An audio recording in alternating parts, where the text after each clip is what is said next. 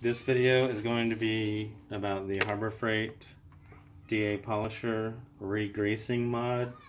I'm going to do a before sound clip and an after. So here's the before with speeds 1 all the way up to 6.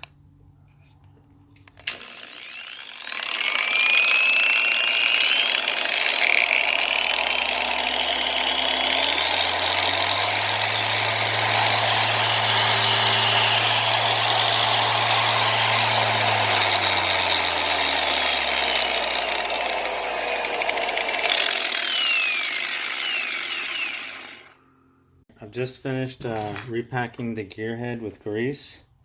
I'm not going to show you how I did that because there's a ton of tutorials online that you can look up on YouTube. I also did the switch relocation mod by rotating the head, so now the switch is on top and it's easier to get to.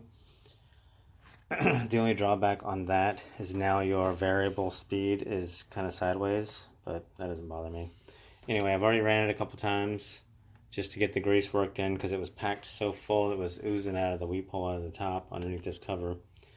But yeah, here's the new sound starting from 1 and I'll go all the way up to 6.